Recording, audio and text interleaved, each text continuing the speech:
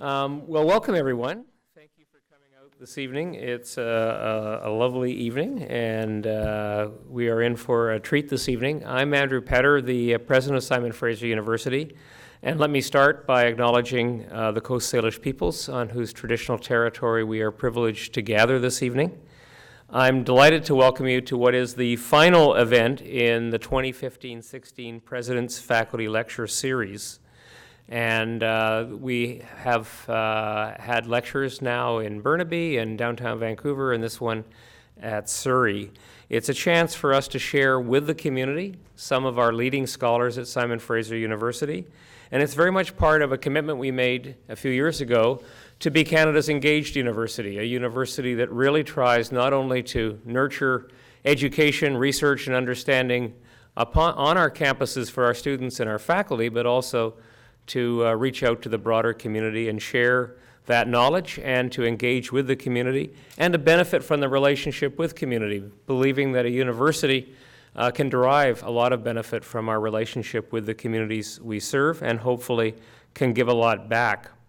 The way this works is I will in a second introduce our guest speaker, and there'll be a chance for some questions from you. And also note that we are filming the lecture so that it will be available online for others who can't be here this evening, or for those of you who want to go back and view it a second time.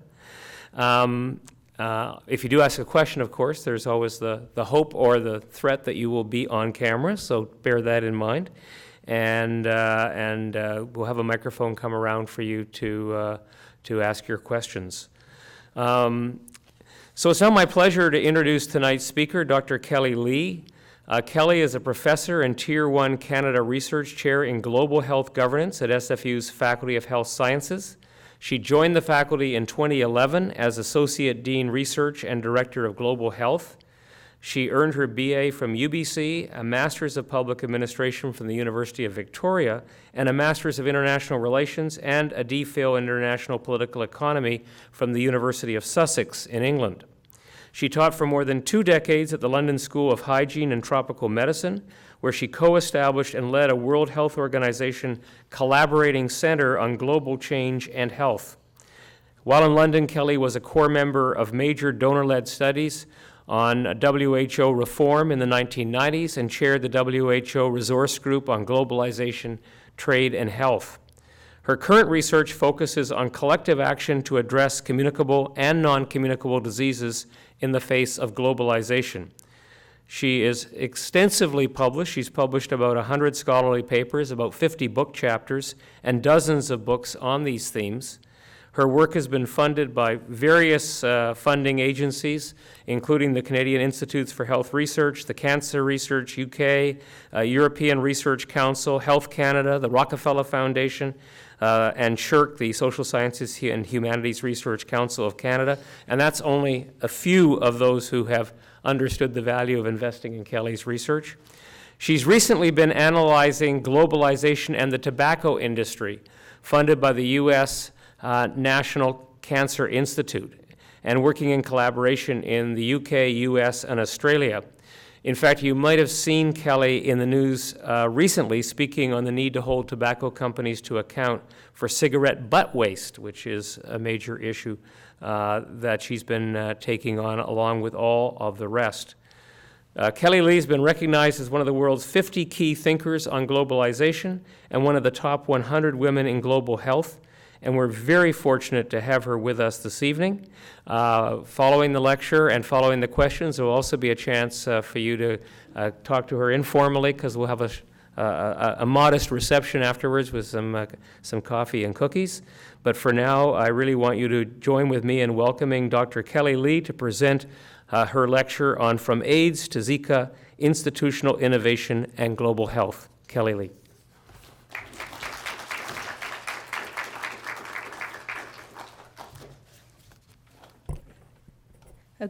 Good evening, everyone. Warm thanks to President Petter and his team, particularly Heather Saunders, who's going to advance the slides for us today, for inviting me to give this final President's faculty lecture for this academic year. I also want to thank all of you. I know it's a lovely evening out, and I really appreciate you coming out tonight to listen to this lecture. Go to the first slide. And what a year it's been, really, for global public health. Look at these headlines.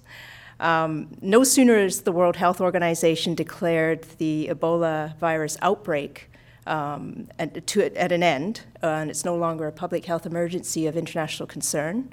That was declared at the end of March. Hot on the heels is the Zika virus, which was declared a public health emergency on February 1st. Meanwhile, maybe forgotten a little bit, but maybe not, is the MERS outbreak, Middle East Respiratory Syndrome. And that continues to spread to a growing number of countries. Next slide. And in fact, MERS has affected about 26 countries so far to date, including the United States. It was first identified in Saudi Arabia in 2012, with camels likely to be the reservoir host. MERS is a respiratory disease caused by a novel coronavirus. And there's currently no vaccine, and there's no specific treatment for it currently available. It's about 1,700 cases so far, as I say, in 26 countries, causing about 600 deaths. So while that's going on, we have the Zika virus, as most of you have probably heard in the news. Zika virus comes from a forest in Uganda, which is where it was named, and it was first isolated actually quite a while ago in 1947, and it was isolated in a rhesus monkey. Sort of forgot about the disease, but it would come and go from time to time, and essentially the disease is spread by the bite of an infected mosquito. And that causes relatively mild symptoms in only about 1 in 5 people. So on the surface, it doesn't seem like a very serious outbreak. However, as we know now, or we're concerned about, is that the main risk is to pregnant women, and particularly to their unborn babies. And it's increasingly thought that the virus causes brain damage in unborn babies, and for them to be born with abnormally small heads, known as microcephaly. And so far, 61 countries have been affected since 2007.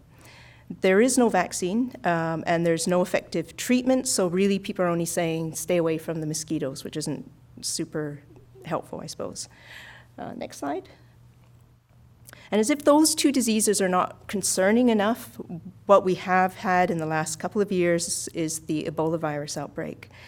It's potentially the stuff of nightmares, this one. The virus was first identified in 1976 as an outbreak near the Ebola River, so it was named after that river, in the Democratic Republic of the Congo.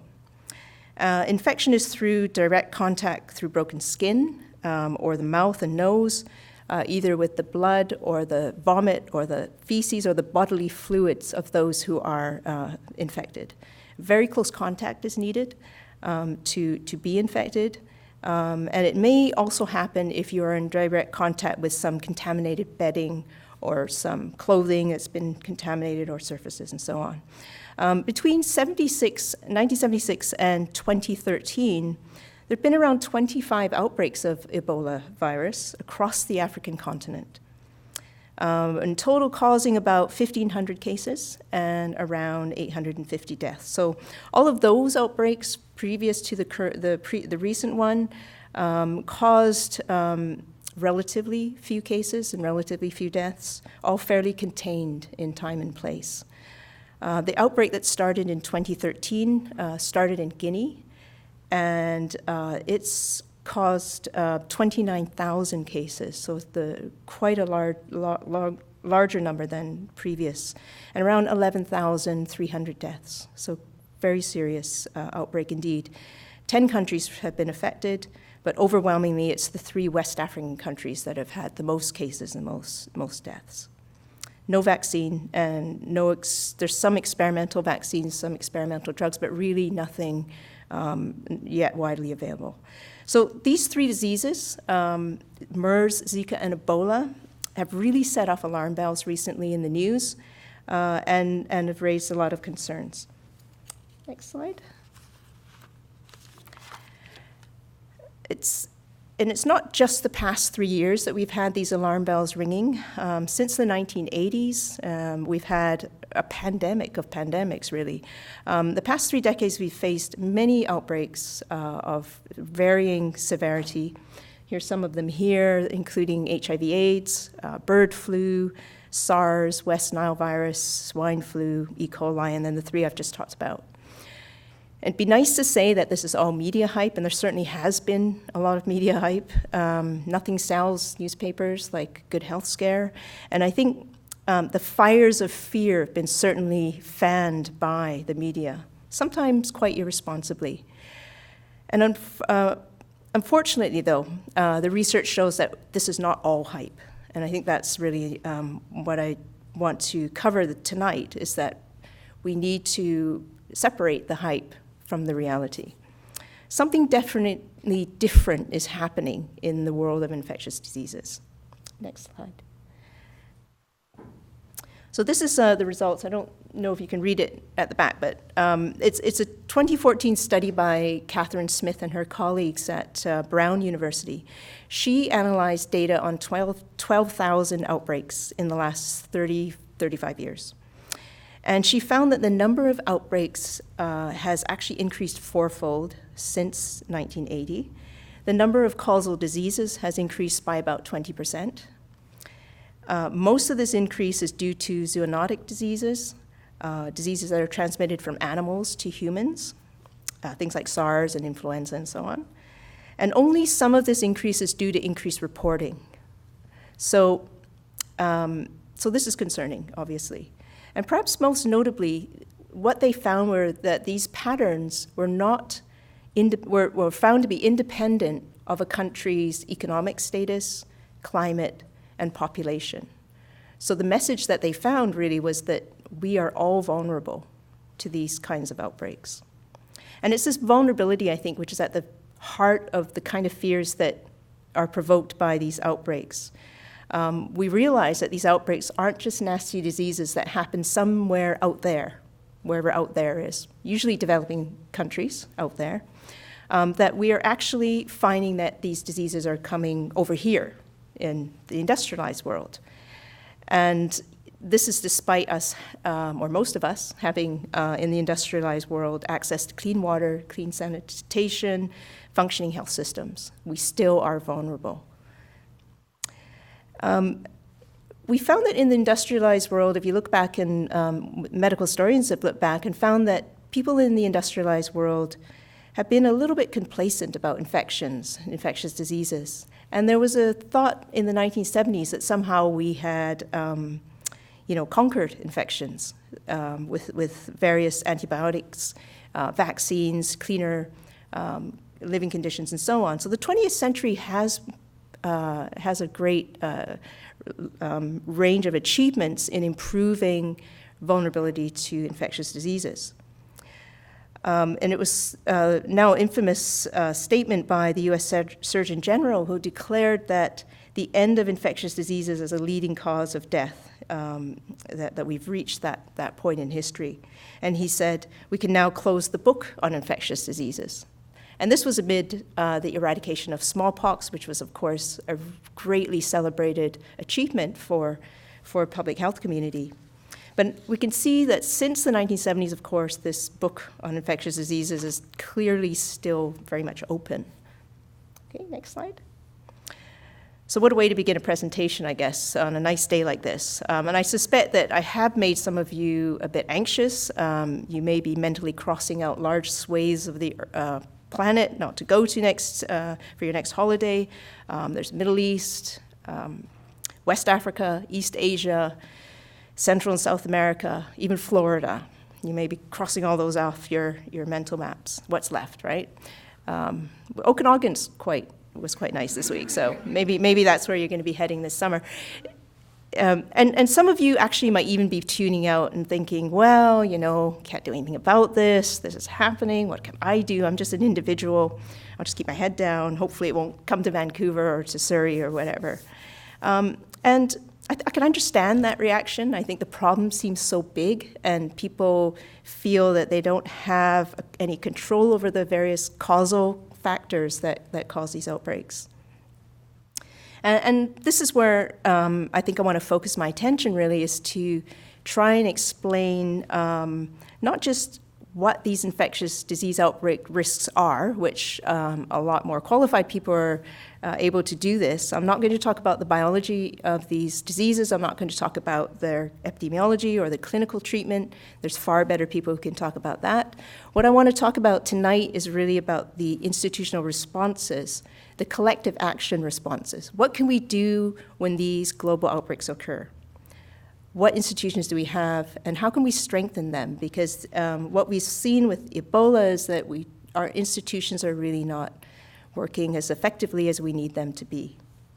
So what I want to talk about this evening is how we can change our thinking from fear and panic and maybe disengagement, and maybe think about how we can strengthen those institutions in ways that are much more constructive and more positive. Okay, so the next slide. So let's begin by looking at the main institution that we have to respond to these kind of global disease outbreaks, and that's the World Health Organization. So you can see the World Health Organization was created in 1948. It's the UN Specialized Agency for Health. So really it's the directing and coordinating body that is supposed to really take charge when an event like this occurs. It was given a very broad mandate when it was created to be charged with the attainment by all peoples of the highest possible level of health. Now that's a pretty tall order for any organization. It was given a long list of functions to achieve this objective. And then if you look down the 22 functions, you'll see that at the end it says, the last one was to take all necessary action to attain that objective, which was pretty aspirational, really. Next slide. The basic structure of WHO is very much based around member states. It's an intergovernmental organization, so member states play a key role in all the governing bodies that make up WHO. So the plenary body is where all the member states are represented, and they are represented in the World Health Assembly. The WHA meets every May to discuss what the work program should be, possibly elect officials, and agree the budget and so on. There's an executive board of around 34 individuals selected by the member states to act in their own capacity to make executive decisions. There are 6 regional offices, and there are about 150 country offices, all to support the work of governments. The Secretariat has about 7,000 people distributed across all these different offices, and their work as well is to be like civil servants, and they carry out all the different programs of WHO. Next slide. Now, I began to study WHO right at the beginning of my academic career in the 1990s, the early 1990s, and it was a time when the organization had worldwide respect, mainly for its solid reputation for technical expertise. If you said you worked for WHO, people really, respected you and looked up to you. And this, again, was because it was on the, I guess some of the achievements were pretty wide-ranging, but particularly around the eradication of smallpox. It really raised the reputation of WHO as a very effective organization. Next slide. But little did I know that things were about to change as soon as I started studying the organization, and by very, very soon, around the mid-1990s, criticism of WHO's bureaucracy and the Secretariat and so on began to grow. There was accusations of unclear priorities, of budget mismanagement, poor leadership, and so on. And here's just some of the quotes that show over time how these criticisms have continued. So you see early on Fiona Godley, who's at the time a journalist for the British Medical Journal, writing on WHO, and all the way up to just in 2014 when Médecins Sans Frontières were very much unhappy with WHO's response to the Ebola outbreak. Next slide. A series of papers I mentioned was published in the BMJ by Fiona Godley, and then this was followed or coincided with a whole list of studies and reports and analysis of WHO, some of which I contributed to. documenting some of those limitations in the organization, and particularly the need for reform. Next slide. These go on. There were more, and I probably left some out. The initiatives were by governments, by NGOs, by WHO itself, some academics like myself, and they really piled up over 25 years of analysis, and they're still accumulating as I speak. The changes proposed either didn't fix the organization or they weren't implemented. And unfortunately, the criticisms have continued, and so during my just 25-year academic career, I've seen WHO go from hero to zero pretty quickly, I guess. Next slide. So looking back at this steady stream of efforts, what I've noticed is that there seems to be at least, well, 3 main approaches to WHO reform, which I'm going to touch on, and then I'm going to talk about a different one that I think we need to focus on. The first approach was really about trying to feed up the organization, kind of, add new programs, fill gaps, and strengthen particular priority areas. Next slide. So this approach would see WHO as essentially a good organization, but it was just lacking in some areas. So they tried to bulk up some priority areas, and they created a lot of special programs during the 90s. Programs like the Global Program on AIDS, the Stop TB program, the Global Polio Eradication Initiative, and so on. So lots of different add-ons, I guess, to the organization. Next slide. The second approach really is around better coordination. So as WHO tended to falter, a lot of the donor agencies tended to create workarounds or created new initiatives. And these are just some of the new initiatives or the other organizations that really appeared to work around global health. So immediately you can see it's an extremely crowded environment for policymaking. And they started to compete with each other and sometimes duplicate some of what WHO was doing, and sometimes competing with each other as well. So while funding for global health during the period that I've been studying the organization has increased quite substantially, looking at the numbers, WHO is now only really one player, and sometimes a minor player in this very complex institutional landscape that's evolved. And its role as a directing and coordinating authority is very much under challenge. So this complexity is illustrated by this diagram behind me of some of the funding flows among these different types of organizations. So you have other UN bodies, you have multilateral agencies, bilateral agencies, private foundations, a lot of even private companies getting involved in global health activities. And you can see WHO, sorry, just that little arrow there, which has about $1.66 billion US dollars in its budget, compared to the others who are growing and growing in terms of their budgets. Okay, thank you. So a number of initiatives were created because there's so many different players, and one of those initiatives was something called the cluster approach, which has been used in humanitarian emergencies. So when you have an emergency like the Haiti earthquake, they created they used a cluster approach to kind of bring together across these different agencies a mechanism so that they could deliver aid much more effectively. So this is something that was introduced in 2005, and WHO would be one agency in that sort of cluster of organizations. Okay. And this approach characterized the UN response to the Ebola outbreak. So you have a UN mission for Ebola emergency response, UNMIR. Was in the news quite a lot, and it was announced in September 2014 by the UN Secretary General. And all the relevant UN bodies that were involved in what became a humanitarian emergency were asked to give their support and to operate under the umbrella of that cluster. And it was based in Ghana, and it was supposed to really get around the slow response that we were seeing up to that point. So did it work? Did creating a cluster of organizations work? Well, yes and no. Yes, it overcame that lethargy that WHO was experiencing, and there was some sort of bottleneck that was opened up. And it certainly got things moving. But was it really an effective way to deal with an emergency in real time?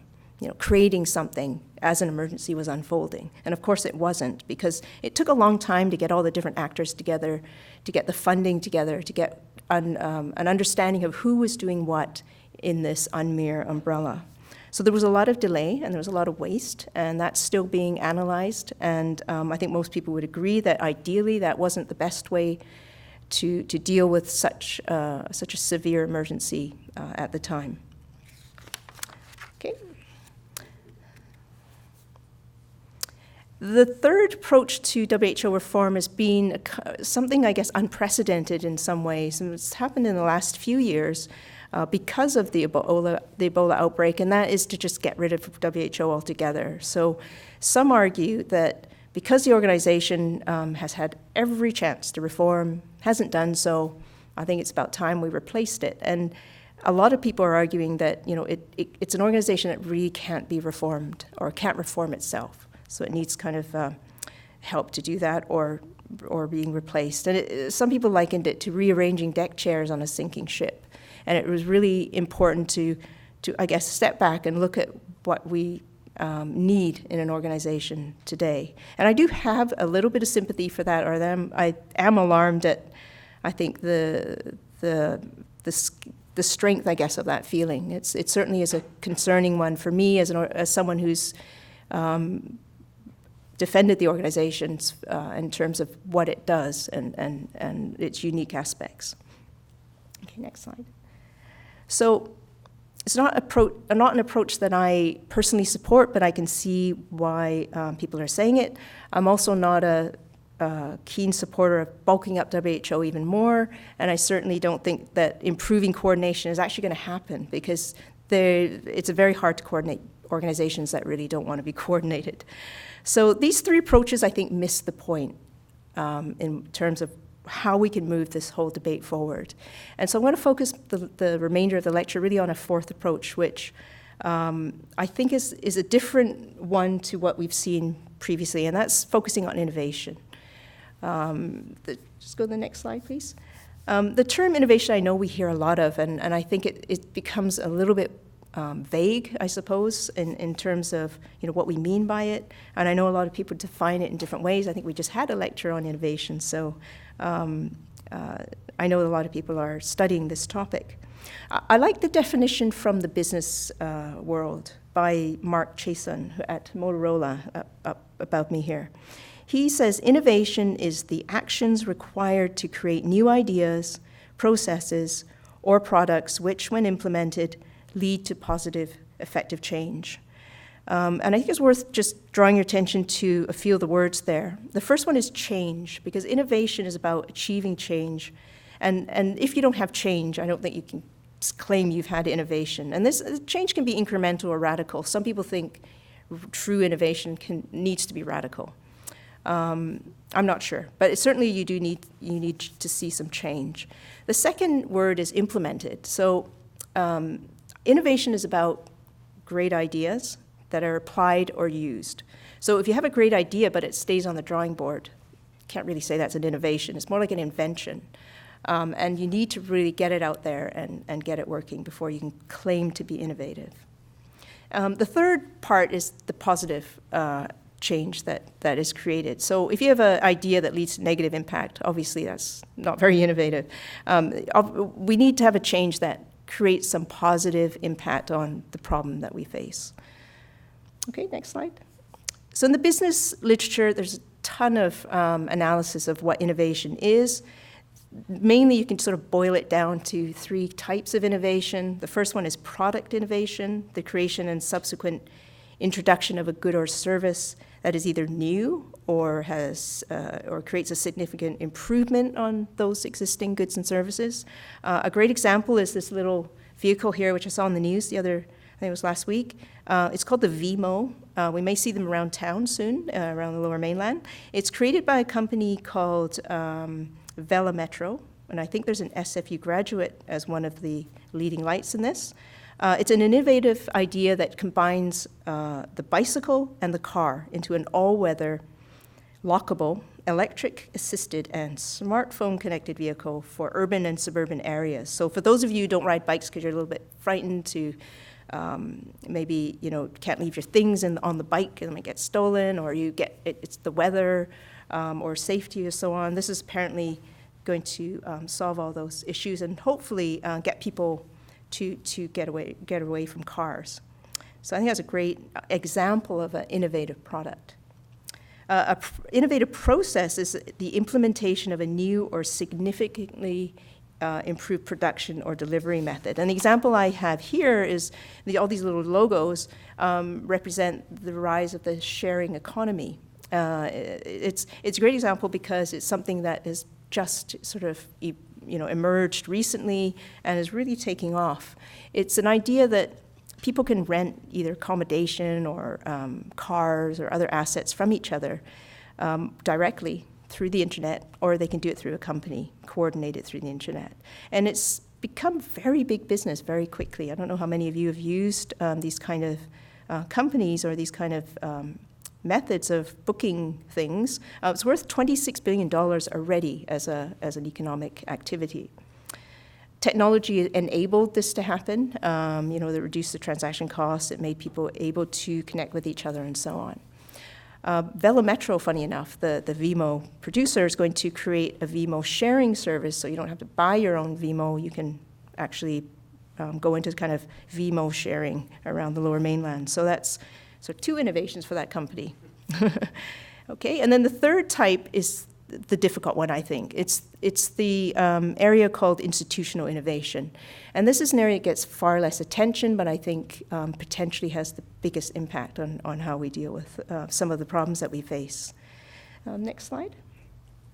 So institutions are all around us. I'll give you a formal definition of what an institution is. An institution is it structures and makes meaningful the behaviors, roles, and relationships among the members of a community. Institutions order the activities and interactions of a collective. So as an example, we have here the institution of marriage. So marriage as an institution has existed over time and worldwide in various forms. A traditional definition is that marriage is the legally or formally recognized union of a man and a woman in a relationship. Marriage could define the behaviors, roles, and relationship between the legal partners and, by extension, their families. So that's an example of a very well-known institution. Another example, just click that again, thank you, Heather. Another example is the institution of education, how you become educated from your early years to university and even beyond is based on a set of recognized institutions. So, even what subjects we study, what value we give to certain types of knowledge, what tasks you have to go through to learn, and then the credential you get at the end. These are all examples of the institution of education. Okay, next one. And while it may seem that institutions are very, they prevail over time, they actually change a lot over time. In the case of marriage, of course, historically marriage was more of a kind of strategic economic and political union in history. People might wed to make alliances or to gain resources or, to build up the family labor force. And as the world started to change and we had market economies and democracies, marriage started to change as well. So you see countries, in many countries, people marry for companionship rather than for strategic reasons. More recently, of course, who is allowed to get married has also been changing in many countries. So, institutions evolve over time. You see this with education as well. What subjects are taught, how we are taught. Distance learning, for example, is an innovation in education. So, why am I talking about this? Well, I think that institutional innovation is one way that I think we can strengthen our ability to deal with global disease outbreaks. And the reason I say this is because as I've been studying WHO, I've been studying another aspect of global health, and that's globalization. And globalization is something that I know that all of us have heard of, all of us have experienced. It's something that's really defined our generation in some ways. The scale and the scope to which human beings interact with each other is very unprecedented historically today. It's transformed what we think, where we go, what we want, and so on. So, next slide. So I like to think of globalization as a kind of bubbling cauldron of all sorts of things going on.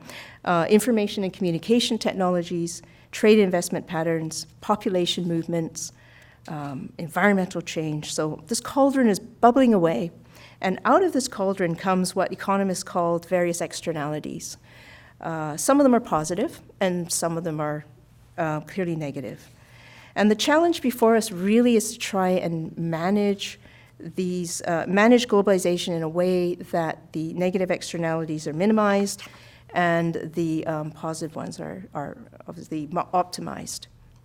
And my research over the past 20 years is really to try and look at what institutions we need to manage globalization in ways that impact on health in a more positive way. Okay. And it's sort of illustrated by these little fish that you can see on the screen. I've showed this before, and I think it's really a good way to illustrate it, is that we have so many organizations swimming around represented by these fish, doing their own thing, not very coordinated, and we're trying to deal with these negative externalities. And what we need really is a better way of organizing these little fish in a way that we can then turn the tables on some of these externalities that are affecting our societies. Okay, that's great. So in business, innovation and institutional innovation is a big topic, and it's something that I think makes sense because economic globalization has really, led the globalization process. And so businesses, particularly big private companies, have been forced to really adapt to globalization or fail. And I came across a very interesting article about IBM's 100th birthday. And there was a writer named Kelley who wrote about the life expectancy of organizations. And he wrote that nearly all the companies our grandparents admired have disappeared. Or of the top 25 industrial corporations in the US in 1900, only 2 of those now remain on the list at the start of the 1960s. And of the top 25 companies on the Fortune 500 in 1961, there's only 6 that remain today. So a lot of them have fallen by the wayside. And in fact, the situation is even grimmer. The average life expectancy of a Fortune 500 company has declined by from about 75 years, about a century ago, to less than 15 years today. And the reason for this is because of the accelerated rate of uncertainty and change that's going on in the global economy. So the clear lesson really is for those companies is that you have to adapt or you just die. Okay? And this was a hard lesson for the Kodak company, which was created in 1888 by George Eastman, who created this company. It became very steadily one of the biggest companies in the world. But in 2012, it filed for bankruptcy protection. And why was that? Well, because digital photography took off, and Kodak just missed the boat on it. As you know, Kodak was a producer of film and processing film. And Kodak actually, funny enough, invented the first digital camera. But it didn't see it as something that, it could really reorganize around. And it was Sony, actually, that produced the first digital camera, and we know how well Sony's doing. So today, Kodak really is struggling, has had to sell off a lot of its patents, a lot of its ideas to Google and Apple and so on. And we'll see if Kodak actually survives in the next little while. But it's an interesting lesson, I guess, for companies that don't innovate and try and stay the same. So my point here really is about learning from companies such as IBM and Kodak, and to really think about globalization as a kind of pressure for us to reorganize or restructure, reimagine some of the organizations that we have for global health. I think WHO is really facing a Kodak moment in terms of what it faces. It's got to change. It really does. Okay, so let me just speed along here. So back to our WHO then. WHO, I explained to you how it's structured and so on. It's really based on a traditional public administration model. We have ministries of health or departments of health at the national level. And WHO was supposed to be a kind of collective and put all the ministries of health together, and we have a kind of international level ministry of health.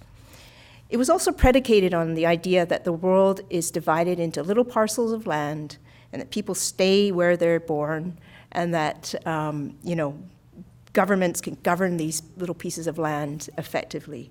And we know, of course, that globalization has kind of changed all that. And so we need to now think, is that traditional model of public administration really, what we need to deal with the global issues that we face? Okay, so I've written a lot about globalization. So I'm not going to actually talk about it too much, but only to mention here that globalization is really redefining how our world is organized and how our world operates, particularly around spatial, temporal, and cognitive boundaries. So I put them up here just to give you some examples. How we interact with space, how we think about the world, and how time is experienced. All these things are jumbled together, and we call this globalization. So there's very rapid change, and the organizations that we build that are based on fixed boundaries really are increasingly obsolete. So applying this back to global infectious disease outbreaks, it's quite useful just to look at what happens when an outbreak occurs, what actually comes into play, and to think about globalization's impact on this kind of sequence of events. So this is WHO's phases of an outbreak. Over time, an outbreak moves from that initial phase where you identify an outbreak all the way to the post-pandemic phase. And if you insert globalization into this diagram, you get a lot of new challenges. First of all, you get the geographic reach of an outbreak. It increasingly cannot be confined to, say, a single parcel of land, a country. The time frame in which these phases unfold, much quicker than we have had in the past. And this is very well documented. We also have a lot of diseases that we just don't know much about, that are emerging very quickly. And again, so we don't have the capacity to kind of move from phase to phase in a kind of rational way. Okay. So all that's happening in the world, and but I also think globalization offers us opportunities. So what I'm going to do is spend the last few minutes is to talk about some examples of innovations that we could apply to deal with some of the key functions that are needed when an outbreak occurs. And I'm going to begin with detection. So detection is when, it's pretty self-explanatory, but it's about effective disease surveillance and reporting. So when an outbreak occurs, we have to identify the disease. We also have to then identify appropriate channels to inform so that people know what to do. And this diagram shows, thanks Heather, this diagram shows the international or the global network that is responsible for detection. And it's known as the Global Outbreak Alert and Response Network, or GOARN, as people call it. And it's really a network of networks. It's a collaboration of existing bodies and networks which pool the resources that they have, and this hopefully leads to rapid identification and confirmation of outbreaks of global importance. This network provides an operational framework, really, to pull together all the information sources that are out there. And in some ways, it's an innovation in itself, because traditionally we used to rely on governments to report outbreaks. So if an outbreak occurred in Guinea, we'd have to wait for the Ministry of Health to actually tell WHO that there's an outbreak. And it could be a long wait, because either they don't have the capacity or they may not wish to report it, because it has impacts in terms of their economy and so on. What's innovative about GOARN is that it provides it offers reporting from other sources than governments. It'll have the media. It'll have a lot of the internet chatter that goes on, the blogs and the various discussion groups and so on. All of this is pulled in and used to increase reporting. Okay. But what if we could not just wait for something to happen, but we could anticipate? So this is the idea behind an innovation called PRISM. So PRISM was developed in Johns Hopkins University, and it uses automated data mining techniques to build models that predict outbreaks before they occur. And the outputs from the model, they can predict whether there's going to be a high or a low incidence in a region. They can really narrow it down. So they've been looking at diseases such as dengue and malaria, and in different parts of the world, like the Philippines and South Korea. And so if we could actually predict when an outbreak could occur, of course, then we can set in motion much quicker the response. So that's the idea, and they're still working on that and using different data for it, and it's showing very promising results. Next slide. Along similar lines is something which some Canadian researchers have created, and it's something called Blue Dot.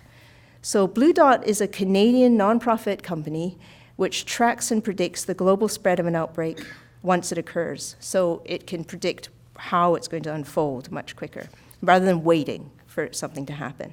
And the company was based, is a metaphor really for our small world. So our world is a small blue dot. It was created by an infectious disease physician. Are you okay? And scientist named Cameron Kahn.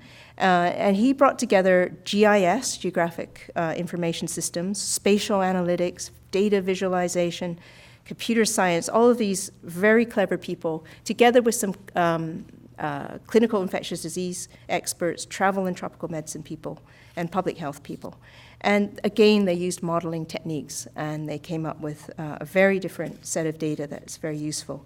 Very much pulling on big data, such as the annual movement of travelers on commercial flights. Who would imagine that that would be useful data, but it clearly is. Human, animal, and insect population data, climate data, and so on. So really pulling in a lot of new sources of information. Okay, and next slide. So as well as detection, we have to deal with the response. And, what happens when an outbreak happens? What does the global community do to respond and to treat those affected? And as we saw during Ebola, this response can be initially quite slow until the political will is mobilized and the resources are mobilized and so on. And a lot of the delay really was around mobilizing those resources and getting them to the right places in the right countries. Okay. So people are now thinking about another innovation where they are thinking of creating a standing global health workforce or a reserve. So like a military reserve, I suppose, you would, once an outbreak occurs, you don't want to be scrambling around and saying, which doctors can go, which nurses can go. You want people on standby, ready to go in and do the job that's needed. And this is an idea put forward by Larry Gostin and Michelle Barry at Georgetown University. And they're arguing that if we trained physicians and nurses with experience in low-resource settings to get them to enlist for a period of time, maybe a year, maybe 3 years, modeled like the military reserves, they would be able to scale up what's needed very quickly because they would have the names and the different capacities and so on. Now, Canada has contributed substantially for many years to UN peacekeeping. And I think this is an opportunity that perhaps Canada could provide a certain number of reserves given our very strong health system in this country. Okay?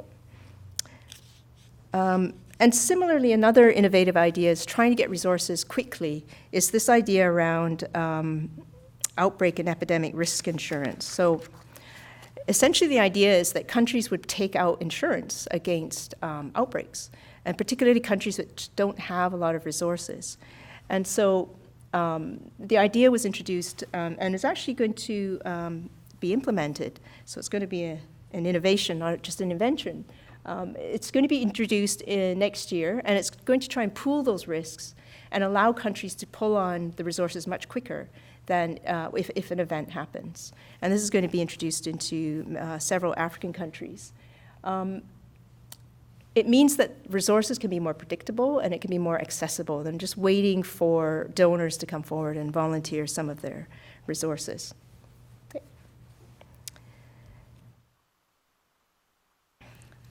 So the third function is really to inform people once an outbreak occurs, because this is a very critical point when public health experts need to alert people to the emerging risk, but they don't want to panic people. And they certainly don't want people overreacting. But they do want people to try and do certain things to reduce their risk from the outbreak. And this can be very challenging when the world is full of media and global information flowing, and there's a lot of misinformation that happens. And so one of the things that we've learned in the Ebola outbreak is that communities are very, very important in this function, that when communities are engaged and involved in these sorts of informing responsibilities, then it goes much better. And we saw during the Ebola outbreak that that didn't happen initially, and there were certainly some problems. To understand how this can be achieved, we can look at the global response to AIDS, which began in the 1980s, the late 1980s, and they learned a lot about how to deal with an outbreak over the years. One of the key innovations was really engagement with people living with AIDS. And that's something that hasn't been replicated as much as one would have thought, but really it was a disease that needed to have that approach because of the stigma and the discrimination that was involved. So over time, people who were affected by AIDS became part of the decision-making processes and became part of the governance of these institutions. Okay, and this is what we are now seeing. I'm not saying that it's all down to involving people with AIDS, but certainly what we're seeing is positive impacts, finally, after many years. So you see that the numbers are starting now to decline for AIDS. Okay, next slide. And then finally, the function of prevention. So prevention is something that I think is very much ignored in innovation, and it's very ripe for innovation, and it's something that could actually make the most impact. So it's very logical. If you can prevent a small-scale outbreak from becoming a large-scale emergency, this really does make a lot more sense in public health and economic terms. But this requires all countries to have a minimum level of core capacity to participate in a preventive system.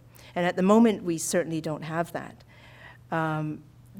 So WHO has identified these sort of core capacities to detect, report, and respond rapidly to outbreaks, and has made very clear, what's required, what each country needs, the cost of that capacity. Because if we have weak links in our chain of prevention, obviously we're all going to be vulnerable. Unfortunately, what we're seeing is a severe underinvestment in the prevention side, and there are political reasons for this, of course. It's very hard to demonstrate to your voters that you're funding something that's going to prevent an event from happening. It's much easier to throw money at an emergency than to say, I've spent that money, but an event didn't happen. So there's not a lot of photos to be taken for events that don't happen. So, it's very hard to kind of justify those costs to taxpayers. So if you look at Ebola, however, that generated very quickly $6 billion in spending commitments. But that was far, far more than what we would have needed to actually just spend on creating those core capacities in the poorest countries. And it's far less than what the cuts were to WHO's Global Outbreaks program. So it's a very cost-effective way of really spending some of the rare the resources that we have. So how do we change this? How do we change this mindset? Well, one way is to look at what people are already doing on the innovation side in terms of financing development. So traditionally, how we finance health development is through charity. We see it as somehow, because of our generosity, we're giving money to countries to build their capacity. It's a voluntary thing. However, if we argue that these core capacities actually help us as well, if these countries are able to have the capacity to prevent outbreaks from occurring, or at least to detect them much sooner, we would all benefit from that. And so we could argue that to enjoy the benefits of a globalized world, to operate as a business in a globalized world, to really feel safe here in the Lower Mainland, we need to invest in the core capacities of those countries. So if we put it in as an investment and not charity, that's probably a good start. So we wouldn't argue, for example, that we would fund our fire services by donation. We would never argue that, because we all need the fire service. So why do we argue that we fund these core capacities through voluntary contributions? So these various mechanisms, there's a few of them that are really very innovative. One of them is taxing, a form of taxation of flights, taxation of financial transactions, and so on. They're ideas that have been implemented to some extent, and I think there's mileage to thinking about how they might fund some of the core capacities that I've been talking about. Okay, so I'm going to summarize now, because I've come to the end of my lecture. So really, there are, I've covered a lot of ground, and I know I've skimmed over a few of the topic areas and some slippery concepts. So globalization, innovation, institutions, and so on. And I understand that there's a much deeper analysis to be had on those topic areas. But I'm trying to convey to you really that in the face of the rapid change that we're seeing, we are experiencing increased risk, and we still do have the capacity to meet those risks if we think about the problem in a different way.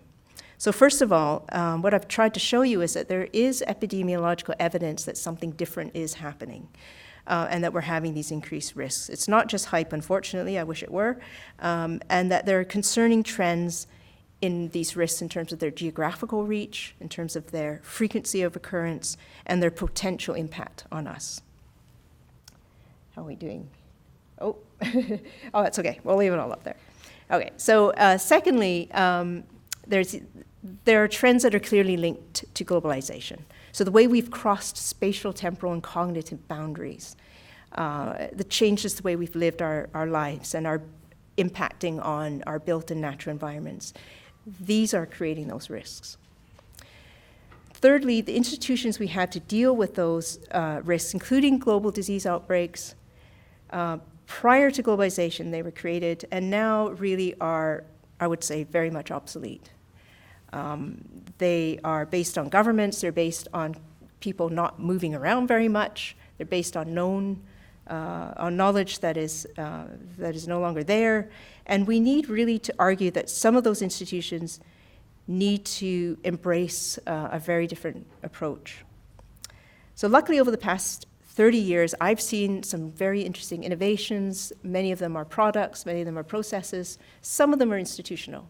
And I think we need to think about how we now start to connect the dots. How do we bring those innovations that we see either in other areas or even in the global health field together, and to try and reimagine what those institutions are supposed to operate like, how are they structured, and so on.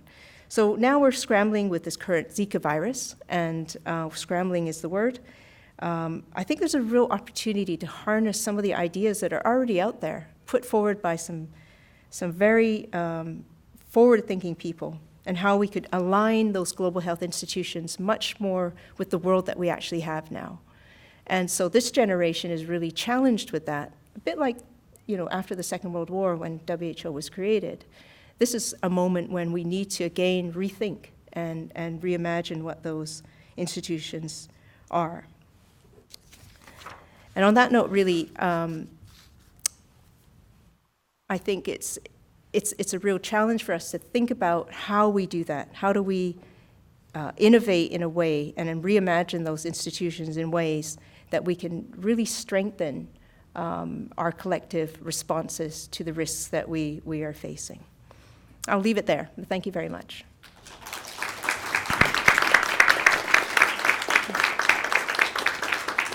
Well, thank you very much, Kelley. That was fascinating, and we do have some time for some questions if people in the audience have questions. Are you able to, Heather, take the mic around to people? Is that? Oh, you'll take it around? Okay, great. So just the Dean of Health Sciences has a question. Hi, John. He's probably looking for some suggestions on innovative institutional reform in the faculty. Who knows? Yeah. John, please go ahead. Yeah. So thank you, Kelley. Fascinating lecture, really interesting and broad sweep, and I think very timely in terms of some of the challenges that we're facing. One of the things that struck me when you were talking is that the history of public health has kind of a military history and top-down command and control kind of organization. In fact, public health has kind of had the public health service in the U.S., I think people still have officer status within the public health service in the U.S., and there is that history globally, I think, sort of a military history. So I got the sense from your talk, I think, that you're kind of arguing for organizations like the World Health Organization. Part of their problem is that they still have a bit of that militaristic culture in the sense that there is kind of a command and control structure that should have a very centralized responsibility for responding to these kinds of global threats. Whereas I think what you're suggesting is almost more of a kind of collaborative network of different levels of organizations. You used the example of AIDS and involvement of NGOs, et cetera. I guess my question is I'm kind of left with a little bit of uncertainty as to what the role of the WHO is in that kind of network model. I have done some work with HIV/AIDS. I didn't think the WHO had really much of a role to play in what has been a fairly good success story now in terms of managing HIV/AIDS. It was more UNAIDS and the Gates Foundation and that whole wide network of different organizations that you talked about. So I'm just wondering what your thoughts are on whether that movement away from that more military kind of command and control structure is part of what you're advocating for, and then where does that leave WHO in that kind of that sort of a changing environment? Can I answer the questions as we go? Yeah. As you wish. Okay. That's a great question, John.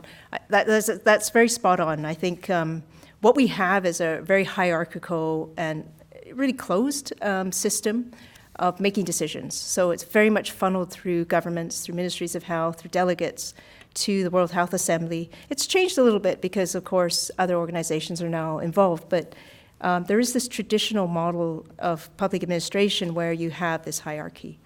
I didn't show the slide, and I almost did, of this kind of network society or, this move towards much more open decision-making. And this doesn't mean everyone has a say and, because it's just going to be chaotic, and that we have a kind of everything goes type process of decision-making. But what WHO has been very poor at doing is providing opportunities for non-governmental actors or voices to be heard.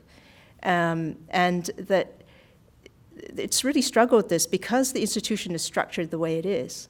Whereas if you look at what's really innovative now, it's open source learning. It's kind of the things that harness what's out there, the great ideas that people come up with, may not be sitting in WHO, but you're losing all those ideas.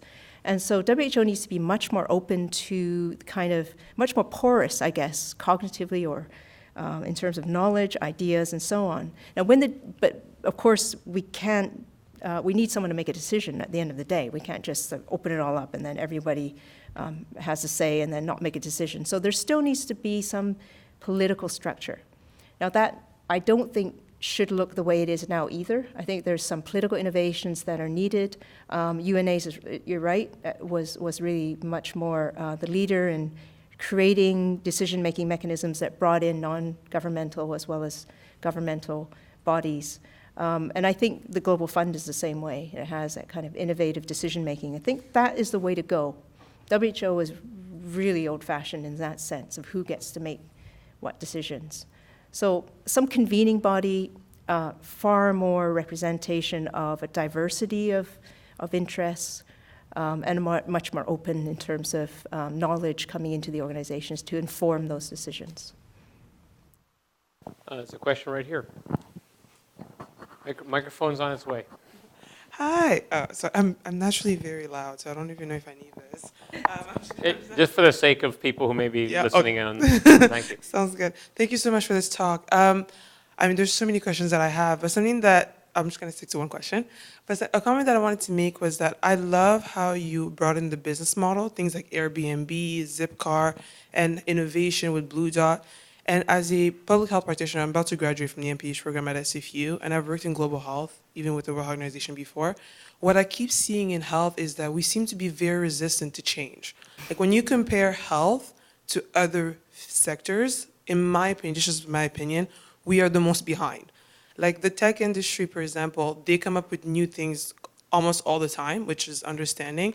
But I guess my question to you is, how do you advise us to sort of address that lack of innovation? Because it's really hard, like you said, there's so much hierarchy, there's so much bureaucracy.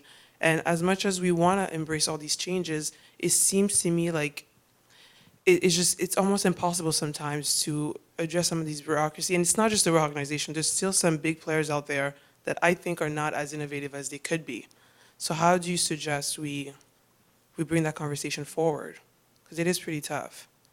It's a really tough question. You know, how do people, how do you achieve change? And that's a huge, of course, area of thinking. And you're right. I think we are resistant to change. I think we're very sort of old-fashioned in the public health world. But I hope I've shown you some examples of where actually people have really thought outside the box. And I think there's an opportunity for us to really celebrate those examples, because that, and studying their positive impact. And, you know, some of them may not be so positive, but really critically analyzing those and using them as case studies, celebrating them, breaking them down in terms of what's different about them, what can we get in terms of not only how we do things, but how we think about things. But I think at the end of the day, we need to have, we need the institutional innovation is what I'm saying. Before you can get the product and the processes, you have to create an environment where innovation is encouraged and sought.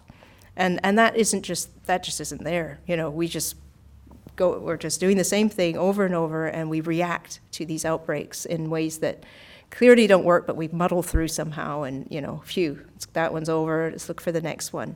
And, you know, if I don't have an answer to how do we get people to think more innovatively, but I think if we just grab the examples we have, I think that's a good start. Over here, there's a question. Just need to get the microphone over to you. Or a comment. Sorry. Hi, I just want to say, oh, that's loud. Thank you so much for the talk. I really appreciated it. I just had a question about, you were saying how the WHO is almost old-fashioned in their institution, and we're seeing a lot, not only with technology, how quickly it's moving, but also health trends. We're seeing, you know, a lot of anti-vaccination, for example, and the return of many diseases. How would you suggest for the WHO to not only keep up with rapid increase of natural disease outbreaks, but also with the consequences of you know, health trends now? How should WHO keep up with just responding to them? Yes, and how to, you know, like you spoke about how to prevent, you know, outbreaks and stuff like that, but how would the WHO also apply that to almost the first world kind of, not market, but the way that the health trend is moving in more industrialized countries as well? I think one of the problems with WHO is it tries, well, you saw the mandate, it's sort of 22 functions. I think it was almost given an impossible task at the beginning. And when we were looking at the Ebola outbreak, I was involved in a global a panel to look at the global response with Harvard and London School. And what we seemed to see was that WHO was just trying to do too many things, trying to be, you know, covered so much ground, but also so much depth. They were trying to do all the different functions, keeping up with informing people, but also trying to respond to these sorts of events. And really, no organization can do that, especially one funded so poorly as WHO. So we needed to look at some core functions that WHO can perform that no other organization can do.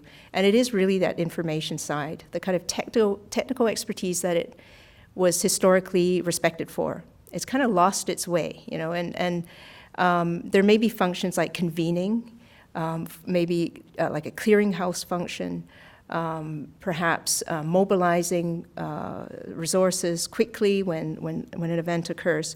But it should not be going into the country and trying to vaccinate people. It should not be doing the kind of things that actually basic public health systems should be doing. And when it goes down that route or it tries to do too many of those operational activities, then it's spread far too thin. So this is the kind of thinking that people are talking about now, but you know, agreeing what those core functions are, of course, is very political. And so, and you know, different organizations want to do some of those tasks as well. So there's a political fight going on. But essentially, I think a pared down WHO with fewer functions, but funded to do those properly would be what I would see as a better model for WHO. Wonderful, thank you. Okay, thank you. Time for one or two more questions. We'll one over here on the aisle, and Miss Kate there. Hi, Kate. why don't you stop? Why don't we do this one on the way here with Professor Reddy? Thank you, Kelley, for a really fantastic talk. I had a couple of comments and question, I guess. One relates to the 1090 gap, you know, the sort of distribution of research, health research funding, where 90% of the resources go to the 10% of the most privileged part of the planet. And, you know, the question is, in 1948, that was probably a lot different, and it seems to be having gotten worse. And, you know, when it comes down to the equity, the distribution, like, it's not really just health research is that way, it's basically everything is that, you know, the distribution of wealth seems to be obviously the problem that we can't get around. And the WHO, you know, has taken some of the people who were involved in that and created the People's Health Movement. And I think you kind of had a slide that referenced the People's Health Movement around the distribution of the health research dollars or the aid dollars. And, you know, given your background and everything, I was wondering if you could comment on, as an alternative to WHO, would it look like something like the People's Health Movement that is more connected, you know, to like stakeholders and vulnerable populations around the world, rather than the more heavily bureaucratized kind of organization that the WHO has become? I think probably yes. You know, I think that's what a politically innovative global health system would move towards. Something that is much flatter, much more diverse in the kind of voices that are feeding into decisions, that are much more participatory and closer to the communities. I mean, WHO, ironically, was created with these different levels, and there was an intent to be close to communities, you know, regions, and then these 150 country offices, but they're all so very, very small. It's usually one person, and it's in the Ministry of Health. So that it didn't really play out the way, I guess, the original creators of the organization maybe envisioned. So the People's Health Assembly is a really interesting movement because they did evolve and you know, as a kind of counter to this kind of World Health Assembly, a very exclusive kind of body, and they wanted to do not a fringe event, but they wanted to do kind of a parallel kind of process and to demonstrate that what a democratic process would look like. I mean, I know it's had its difficulties as well, because then there's so many voices, and there was difficulty in kind of weighing up different voices. How do we translate that into effective action? So I think if there's any political scientists in the room, this is the big, you know, challenge really, is not just in global health, but in climate, environmental, you know, issues, anything, terrorism, illicit activity, all of these areas which are very transboundary. We don't have the political processes to deal with them collectively. You know, we have our countries, but they are just not getting the job done, really. And so this is, I think, probably the biggest question for me for political scientists is, do you have innovative ideas on how political processes can be rethought, can be redesigned in ways that will get us, really focused on our collective interests? And I really salute the People's Health Assembly for trying that, but I know that they also have only got so far. We'll take the last question over here, right on the aisle, and then there will be a chance to ask questions informally afterwards if you wish. Yes. Thank you so much, Kelley. I'm Kate Tyron from Health Sciences. I'm a senior lecturer. I'm teaching global health course in this room, actually, mostly standing there. So I want to make 2 comments and personal examples of how WHO failed in my experience working in healthcare system and being a child in a country that was served by WHO, and lead to a question that I have. And 2 comments that I'm going to make are 2 ones that I have to explain my students in my global health class that why is this not logical.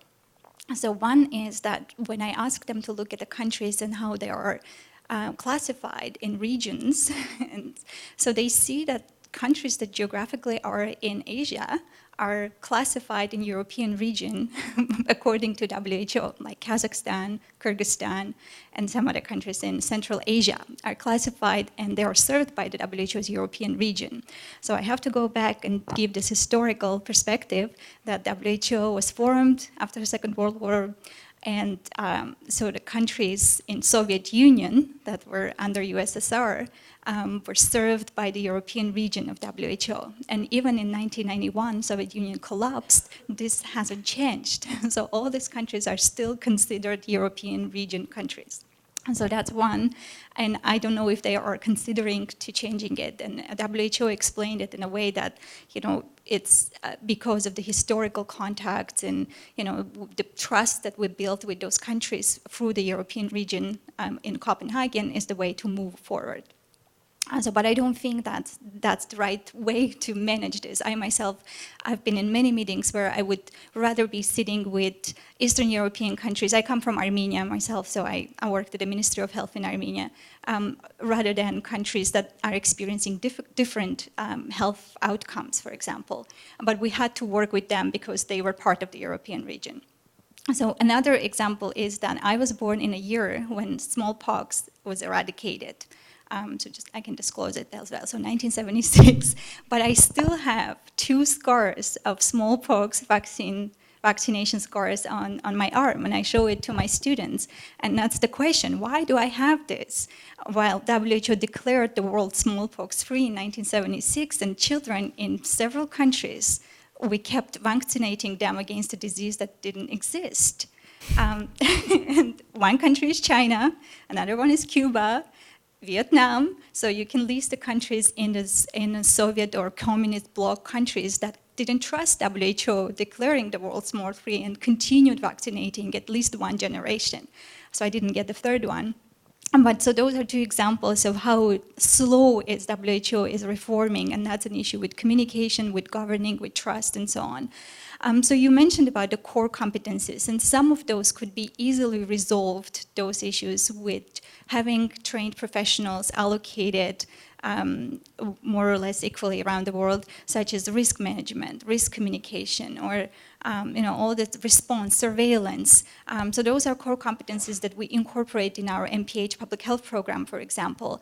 But I wonder what you think about WHO perhaps taking a leadership in this and building capacity in the world where we have those professionals around the world to take responsibility rather than WHO trying to take those roles that govern from top down, as was explained. Do you see any way to bring this closer to public health education, that students in public health program, undergraduate, graduate programs are closer to understand the role of globalization and as professionals, what role they can play in the future of governing the world and global health? Okay, there's a lot to chew on there. Yeah, great, interesting observations. The first 2 examples, Kate. Thank you for those. I think what you're saying is that, I think what I'm hearing is that WHO is that the force that really, is it the organization to create these changes to lead to core competencies? I don't know. I would like to think so, but really a lot of the people that work in WHO have been there a long time. They are predominantly medically trained, which is great, but they may not have the understanding of what globalization is, the different forces that are at play, and what the kind of policies that are needed, especially the innovative ones that need to manage globalization better. And I worked with WHO for quite a number of years, and they had a very small program on globalization, trade, and ended up with human rights and anything else they didn't know where to put, so they put into this program. And globalization was kind of like this slightly odd area that, there was a few economists working on this. And then it disappeared. And yet, if you can think of one defining thing that has challenged that organization, it's globalization. And to not have something or some group in the WHO looking at this, it just really astounds me. So I would like to think our students and students around the world who are studying global health really have a much better understanding, and I hope we're giving people like yourself teaching students a better understanding of what global health actually is, and to be able to practice as a global health practitioner. And that way I think there will be a kind of bottom-up change if we get our students and other students who have that approach in WHO or in these organizations. I think it would be great. I think we have a generation that is coming up and being educated in a very different way than those who are in WHO have been in the past. Yeah, I hope they make it for our sake. I just want to say 3 points in conclusion. First of all, I want to, on all our behalfs, thank Dr. Kelley Lee for just a fascinating presentation that covered so much territory. Well, they'll cover the whole world, of course, in global health. Gave us a sense of some of the challenges and the opportunities, and of course, with the opportunities, there's more challenges, and a wonderful context on innovation as well, and its relationship to where we hope we might be able to go. It's just so heartening for me to be part of a university community that has people who are looking into these issues and are trying to really make a difference and are providing the opportunity for those of us who are less knowledgeable to learn a little more. So on behalf of all of us, Kelley, thank you very, very much for a wonderful presentation. Thank you, Andrew. Secondly, we have a modest reception afterwards with some cookies and coffee and a chance, more importantly, to discuss further amongst ourselves some of the issues that were raised. So I hope if you have a chance, you'll stay back for that. And thirdly, I just want to say that while this is the last in this year's President's Lecture Series, there will be another next year. And in addition, through SFU Public Square, we do provide, of course, a lot of community programming as we do throughout the university, but I encourage you to look on the SFU Public Square website for events that are coming up, and come next fall to look for the next series in the President's Faculty Lecture Series, where we will all get a chance to learn a little bit more about a wide variety of issues. So please do join us for the reception, and thank you very much again, Kelley. Thank you, Andrew. Thank you. Thank you. Thanks so much. Oh, you're very welcome.